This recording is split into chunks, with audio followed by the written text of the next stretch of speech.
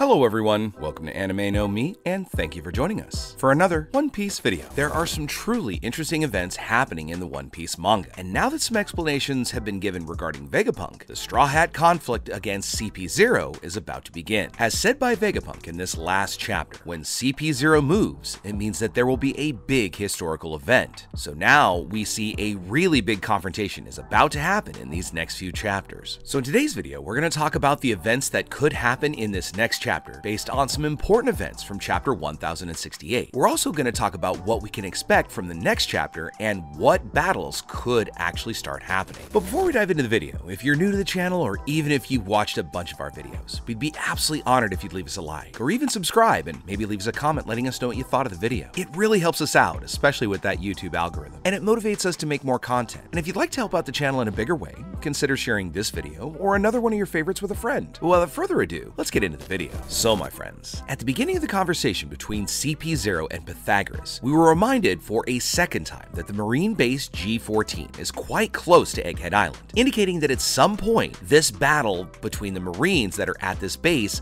may end up going to the island of Vegapunk. As we saw in some previous chapters, the marines that are at G14 base are actually members of the organization of Sword. Now we don't know exactly what Sword's function or purpose is, or even its relative power level. It's also still a little early for Sword to act, because the battle on Egghead has just begun, and it looks like in this next chapter, the Sword sailors will probably find out about what's going on Egghead when they see the explosions or different eruptions from the island. This might be how the Marines at G14 are going to be sent to find out what's happening, and we're also going to learn whether these Marines are going to stay on the side of the world government, helping CP0, or if they may help Vegapunk escape. During the same dialogue between Pythagoras and Lucci, we discovered that some CP5, CP7, and CP8 ships were destroyed by Vegapunk, but none of the punks showed any knowledge of this. This could mean that Shaka or Vegapunk himself could have been sending these secret Seabees to destroy the Cypherpole ships. After all, they were going to Egghead Island to try and discover the origin of Vegapunk's secret technology. This makes us wonder what made the other punks unable to discover the secret. Or was there a different entity that was intercepting these ships and preventing them from being able to return to the Cypherpole agency? However, if Shaka or the original Vegapunk are really responsible, it means that they're withholding this information from the other punks. Because as we saw in chapter 1067,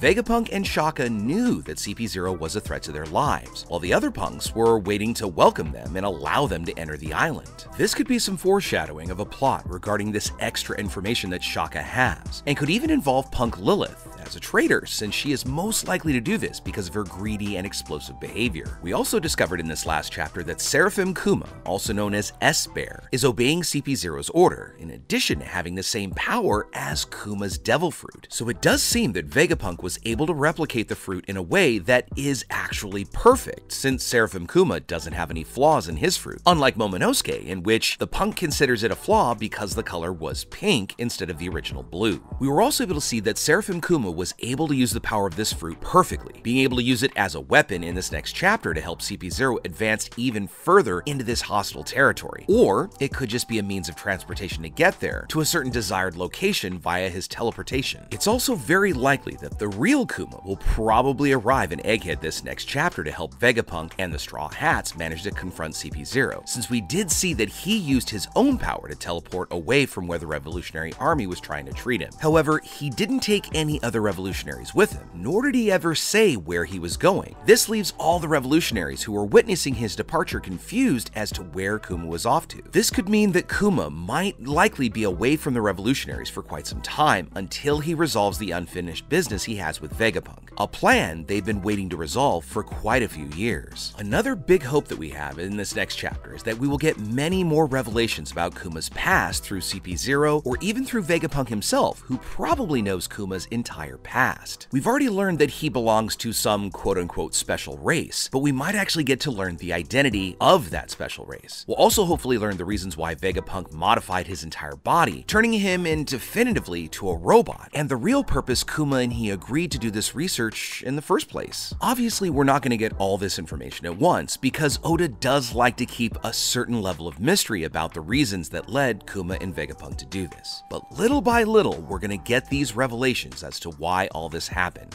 Another thing we learned in chapter 1068 is that Sentomaru is an egghead and may in fact be very close to Vegapunk, demonstrating that he's someone reliable and loyal to Vegapunk even though he works for the Navy as a scientist. We saw during that chapter that Shaka let Sentomaru command S-Snake, S-Hawk, and S-Shark, that would be the seraphims of Jinbei, Mihawk, and Boa Hancock respectively. So it's likely that Sentomaru will personally go into combat to lead these seraphim. This would be something very similar to what we saw during the attack on Kuja Island, because Kobe was personally commanding the seraphim to attack, so they might need a direct voice command to start them acting. So the seraphim will likely fight along Sentomaru in this battle, and there might even be a chance that there's going to be a direct conflict with one of the 3 strongest CP0 agents that are there, being Rob Lucci, Kaku, or Stussy. In fact, this might be the first confrontation where we'll get to see Sentomaru using his full strength to defeat one of these agents, since before the time skip he was shown fighting the Straw Hats. However, when Sentomaru was fighting the Straw Hats pre-time skip, he really had no intention of taking their lives, but in this fight against CP0, we'll be able to see exactly how strong he's managed to become over that time, and we'll also get to know this little explored character quite a bit better. We also know that the real Vegapunk has unfinished business with Bonnie, which could be related to his past with Kuma, and we don't know exactly why Vegapunk wants to talk to Bonnie. It's quite possible that he's going to share the reasons that led to him to modify her father Kuma,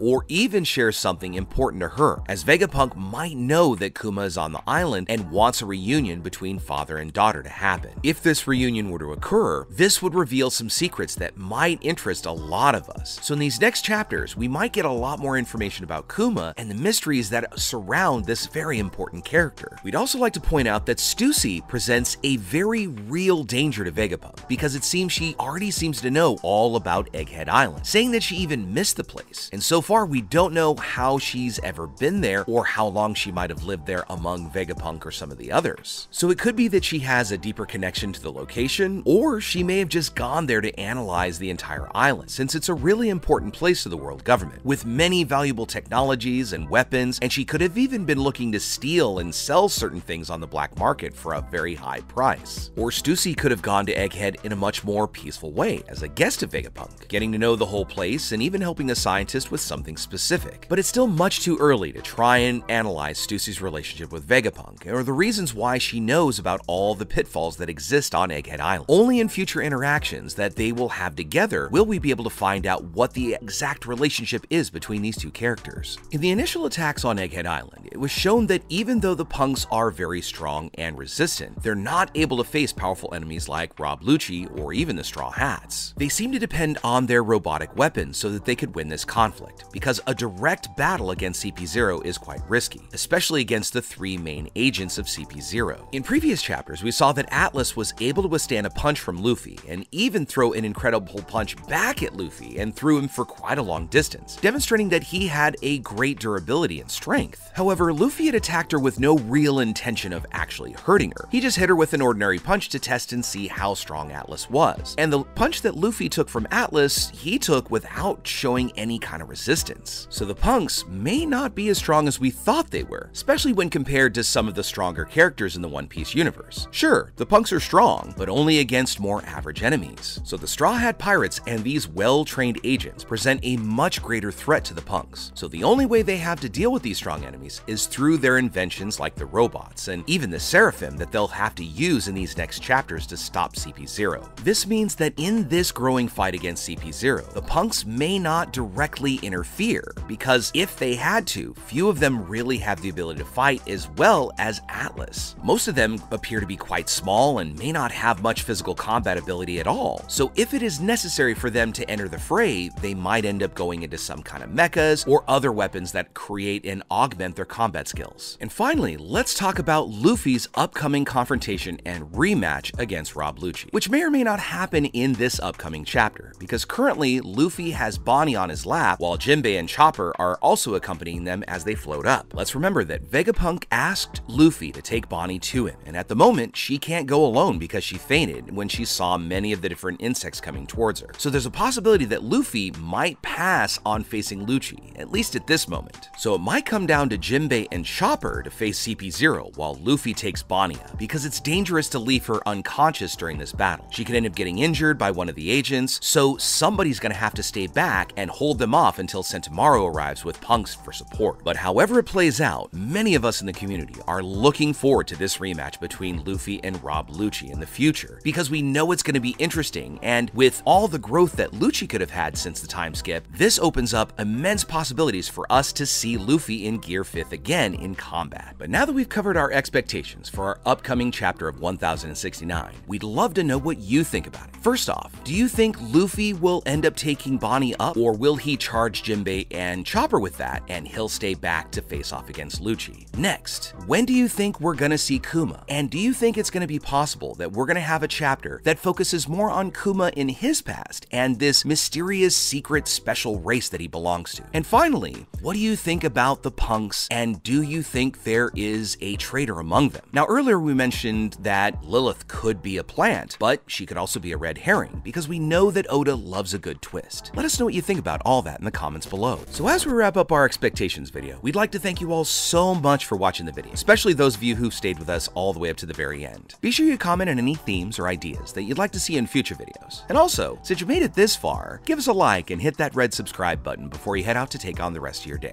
I hope to see you all in our next video, and let's keep sailing this giant sea together. Take care.